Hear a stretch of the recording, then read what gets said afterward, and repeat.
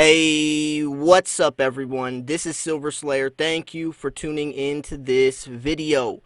Now, there's no such thing as a bad silver stacker, really, because silver itself is valuable.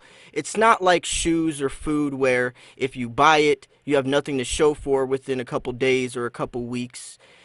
The silver is going to be there, and the metal content inside of the silver will always hold its value. So even if you do buy a coin you may not like, or even if that coin does get scratched or smudged and the value, the premium's lost, at least you still have the metal content, which is valuable and has been valuable for 6,000 years. Now, not to say that there are some silly, very bad, irrational mistakes and terrible strategies you can do and choose from that people do. That's the area we're gonna look at today. So hopefully by the end of this video, you won't be making the same mistakes so many of us have already made. Now, the first thing I want to talk about is storage, because that's directly going to correlate how much your coins are going to be worth, will be valued at, be appraised for at the end of the day. Are you wearing gloves? Are you wearing gloves when you touch your silver? You don't need gloves for all types of silver. For American Eagles and standard bullion coins and generic silver, you really don't need gloves. But when it comes to your pandas and your kookaburras, your Queen's Bee series, your koalas, even some libertads, you're going to want to wear gloves, because these coins, if they get scratched or dinged up or smudged, your premium is lost, and you're going to have to sell that coin for the spot price that silver is. And trust me, these coins have extremely high premiums, especially nowadays, so you want to avoid that.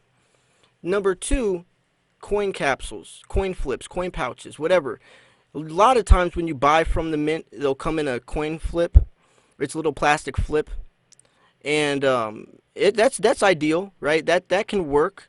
You can stack a whole bunch of silver in that, but I prefer the coin capsules, the black gasket capsules. There's white gasket capsules.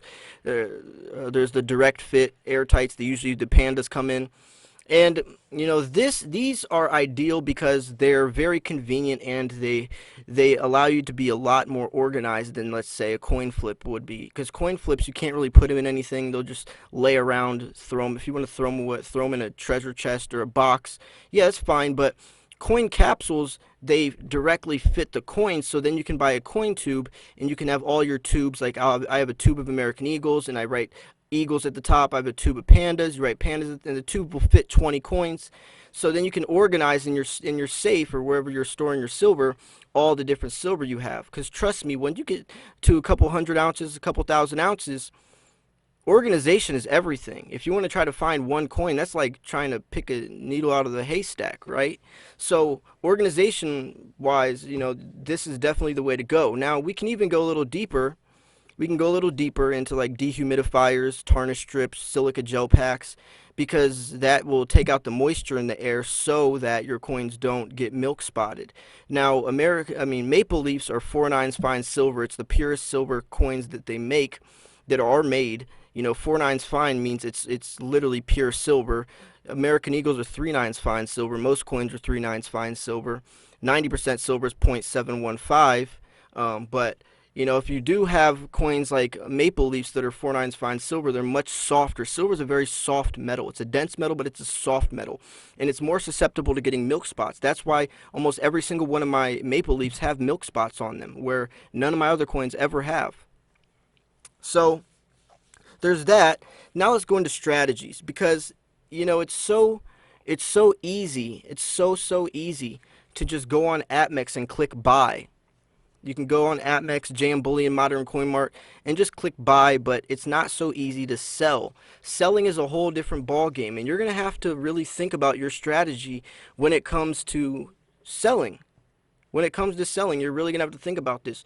Where are you going to be selling your silver to, right? Who are you going to be selling it to? What price are you going to be selling it at? Are you going to sell yourself short? Maybe you won't sell under $17 and you won't buy above $19. Maybe that's your safety net to protect you against making some panic selling or impulsively or impulsive buying decisions, right? Sometimes we need that because we know, I trust me, I know how addicting silver is. I know how addicting silver can be. I know how how OCD we can get about it. I know how obsessed we can get about buying silver and collecting and stacking, especially with the highly influential people on YouTube doing these 1,000 ounce unboxings. It makes us want to join the crew and feel like we feel like we're missing out because they have so much more silver than us. I know I've been there, I've done that. I've been there and done that, and I've spent entire paychecks not even feeding myself because I would rather spend it on silver. I've done that before. And budgeting is definitely something you really want to work on. And that's kind of where I want to lead into is budgeting your money. You don't want to not be able to feed your kids. You don't want to be late on your phone bill, barely making rent. You spending your entire paycheck on silver. You want to have a balance. Silver prices aren't going to skyrocket tomorrow. Trust me, you still have time to stack money on the side. Use some of that money to buy precious metals, maybe like 15% of your paycheck instead of 75%. You see the difference, because just because you can buy something doesn't mean you can afford to buy it. And silver stacking will let you start to separate your wants versus needs. You will start to become more aware of these things, the real value of a dollar. Not just talking about how worthless it is, but when you have a dollar, to know what to invest it for instead of spending it on Starbucks every day, right? You're going to start learning these things as you go on, as you become more experienced. You're definitely going to learn patience because these markets move extremely slow. It's not like stocks or cryptocurrency where it can shoot up several $1,000s in a day or two. It's a much smaller and slower market. It's like a turtle versus the hare, and the turtle always wins because at the end of the day you're hedging against inflation. You're saving your hard-earned money into something that's been valuable for over 5,000, 6,000 years. So, when we go into that selling, there are some precautions with that because it's so easy to buy, but it's not so easy to sell. And when it comes to selling, you're going to have to become your own business. Are you ready to do that though? You have to make an eBay page. You have to put 5 to 6 listings per picture.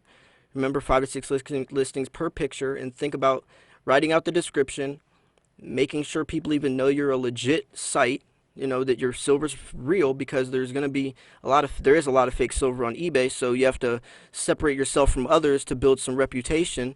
So that's going to take time. And think about taking 5 to 6 pictures per listing, writing out the description, doing all that for thousands of ounces. That's going to take a long, long time. That's a lot of work. It can be a full-time job within itself. I've had people tell me in the past how they wish they would have thought about that because it would have changed the way they stacked. Bullion, you don't have to worry about that. You can go to your local coin shop, dump a bag of American Eagles on the table, and get the cash in hand right there. It's much more convenient, but you won't have the luxury at that point of having appreciating coins that are premiums, because you can't sell premiums at your local coin shop. So it really does, it's a yin and yang thing. It's a pro and con thing. It really is up to you. I hate to say it. I know a lot of you guys would prefer me to tell you more direct, specific answers, but it really is up to you because everyone has a different financial time frame, a different source of income, different amounts of silver. Everyone has a different exit strategy, different goals, live in different parts of the world, have different resources, right? Different opinions and preferences. So it really does just boil down to the individual. And that's why I try to make such open-ended videos. So as you're listening, you can kind of figure out what type of stacker you are. Are you the long-term stacker? Are you the short-term stacker? Are you going to diversify a little bit into both? Do you like poured silver? Do you really like slabbed coins? Do you like the history of junk silver and you like coin roll hunting? What is it? It really is up to you. And I want to throw that question out and ask you, because it is cool once you identify what type of stacker you are. It's really cool to share that with other people, because someone may be inspired, or someone might be struggling trying to figure out which direction they want to go, and you kind of inspire them to say, you know what? I do see silver as more of a longer term. Maybe I should start investing into X amount of coins, or this type of coin instead of this coin that I'm not too thrilled about. So it can be beneficial, and definitely the comments on my videos are very educational and informational, so I do respect that a lot. If you've been watching this video this far, thank you so much. Make sure to smash the like button. I appreciate you guys and gals, especially the ones that watch until the end, without clicking off. That really means a lot to me if you stayed this far in the video. I just want to personally thank you from the bottom of my heart. So anyways, thank you so much for tuning into this video. Like I said, make sure to smash the like button.